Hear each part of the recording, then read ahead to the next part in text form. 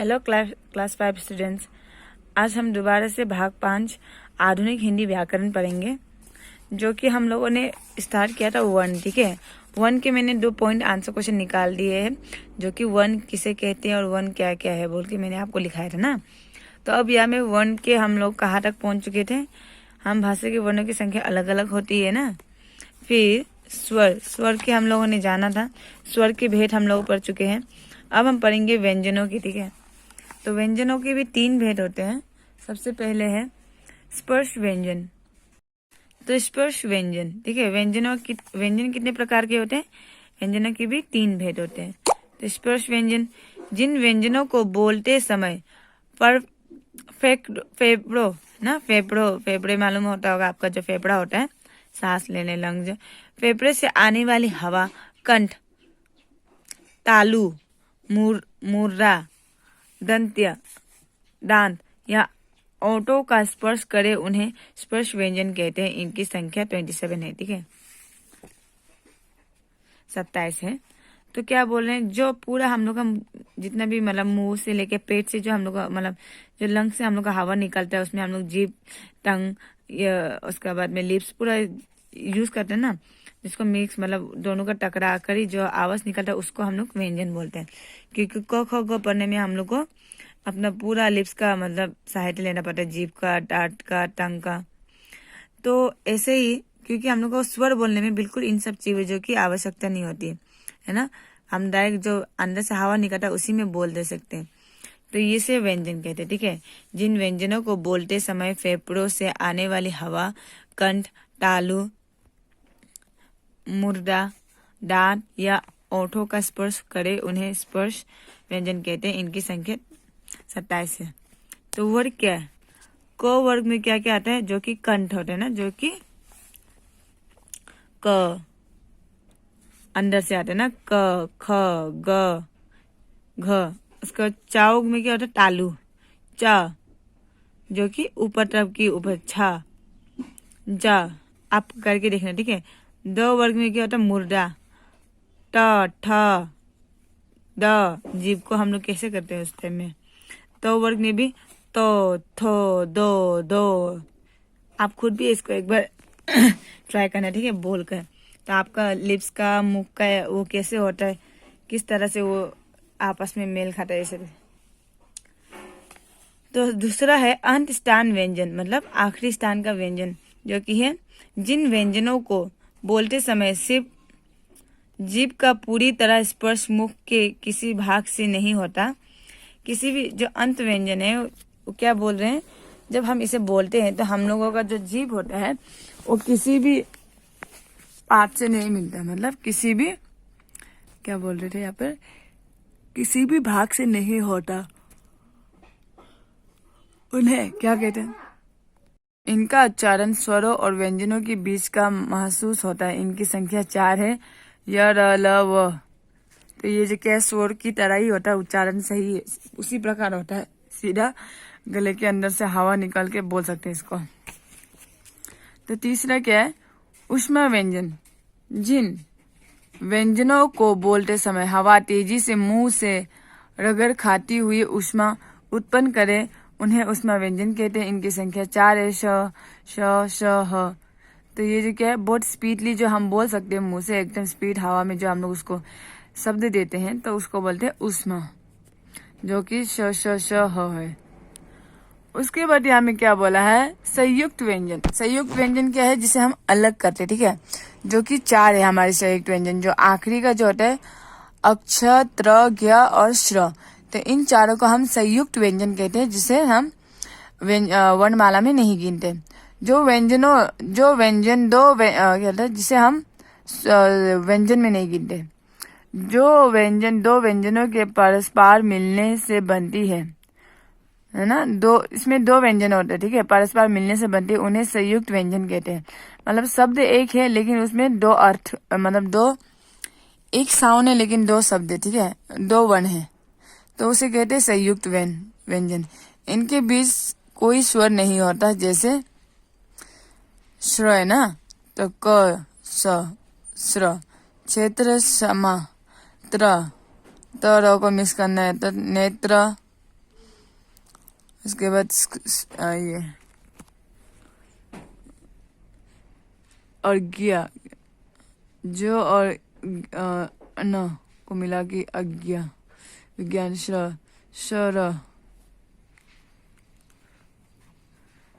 तो इन संयुक्त व्यंजनों के अतिरिक्त कुछ अन्य व्यंजनों को मिलाकर भी शब्द बनाए जाते हैं, जैसे क प्लस ख, कख, काठ, गाख, गाँव।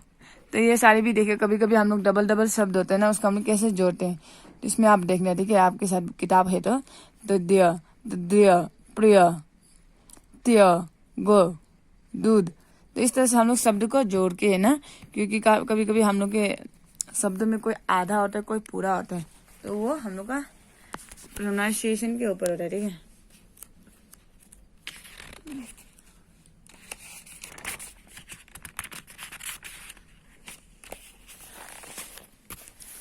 अब क्या है द्वित्व व्यंजन। जब एक जैसे दो व्यंजन आपस में मिल जाते हैं तो उन्हें द्वित्व व्यंजन कहते हैं, ठीक है। एक जैसे व्यंजन है ना, जैसे कि क क क ख, तो उसे क्या कहते हैं, व्यंजन कहते हैं, द्वित्व व्यंजन। हाँ, तो क्या है चक्की। चक्की में क्या इस्तेमाल किया, दो को का इस्तेमाल होता है, तो इसलिए एक को का हम लोग क्या करते हैं, आधा कर देते हैं। वैसे छट्टी और छुट्टी, टो का ऊ में ऊ लगाए, छुट्टी। चप्पल, आरा पपल चप्पल, बच्चा, है ना। तो इन सारी चीजों का हम इस तरह से इस्तेमाल करते हैं, जिसमें ये क्या होते हैं, दो दो व्यंजन होते हैं, जिसको बोलते हैं द्वैत्व व्यंजन, द्वित्व व्यंजन। अब पढ़ेंगे मात्राएं, ठीक है। मात्राएं तो आप सबको पता होगा, जो कि ओवा से मिलता है। व्यंजन के साथ स्वरों को मात्राओं द्वारा दर्शाया जाता है। प्रत्येक स्वर के लिए एक निश्चित मात्रा होती है। तो स्वर को क्या, स्वर ही क्या है, मात्रा बनती है ना, स्वरों को ही हम मात्रा का रूप देते हैं। तो व्यंजनों को बोलने के लिए अवश्य क्या होता है, स्वरों की आवश्यकता चल पड़ती है। तो यहाँ पर भी कुछ ऐसा ही है। तो स्वर में हम करेंगे अ, आ, ई, बड़ी ई, ऊ, बड़ी ऊ, री, ए, बड़े ए, ओ, औ ना। तो इसमें 11 होते टोटल। तो इसके स्थान पर हम किसी भी व्यंजन को डाल सकते हैं, क, ख, ग, ग, है ना, किसी को डाल। तो उसके पीछे का मात्रा क्या है, आ की मात्रा, छोटी ई, बड़ी, छोटी ऊ, बड़ी ऊ, री, ए, ऐ, ओ। तो इस तरह का है व्यंजन, ठीक है। तो इसे हम क्या करते हैं, शब्दों में जोड़ते हैं। तो आ की कोई मात्रा नहीं होती, जैसे कि मैंने बताया, इसकी जगह पर कोई भी शब्द का प्रयोग किया जा सकता है। यदि व्यंजनों के साथ कोई मात्रा नहीं होती तब व्यंजनों के नीचे चिन्ह लगाया जाता है। जब भी कोई व्यंजन का नीचे में मात्रा नहीं होता है, मतलब ओ आ ऐसा नहीं होता है, तो उसमें क्या करते हैं, ये चिन्ह लगाया जाता है, इस वाले को चिन्ह लगाया जाता है। इसे हलंत कहते हैं। क्या कहते हैं इस चिन्ह को, हलंत कहते हैं। अंडरलाइन करके रखना, जैसे क, ख, ग, घ, ङ। जब इनके साथ अ की मात्रा जुड़ जाती है तब इन्हें इसी प्रकार लिखा जाता है, जैसे कि क, ख, ग, क, ख, ग, ठीक है। जब मतलब वो क्या होता है, अकेला होता है तो उसमें ये देता है, जब उसको कोई मात्रा बोलने, जैसे क, ख, ग, फिर का, ख, इसमें आ के आ रहा ना, क, ख, ग, घ करने से इस तरह से आएगा। जब इनके साथ अ की मात्रा जुड़ जाती है तब इन्हें इसी प्रकार लिखा जाता है। मैंने बताया क, ख, ग इसी प्रकार, ठीक है, जैसा था वैसे ही।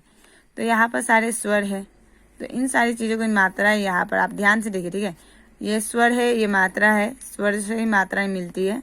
तो मात्रा का प्रयोग किस तरह करते हैं, क, ख में, व्यंजन में, क प्लस आ, का, क प्लस आ, का, है ना, क प्लस ई, की।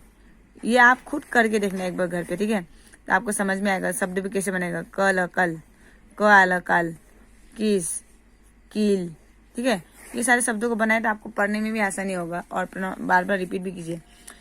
कई बार तो ऐसा होता है कि शब्द एक ही होता है लेकिन मतलब उसके कई सारे हो जाते हैं। तो अयोग हुआ, तो अयोग्य कौन से में शब्द था, जो स्वर में है ना, दो शब्द अंग और आ, इसे कि हम कहीं भी ज्यादातर इस्तेमाल नहीं करते।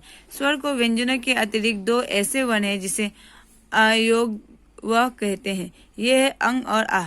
इन्हें क्रम अनुसार और विसर्ग कहते हैं। तो अनुस्वर, अनुस्वर किसे कहते हैं? इसका उच्चारण नाक से होता है। जो अनुस्वर शब्द है वो कहाँ से होता है?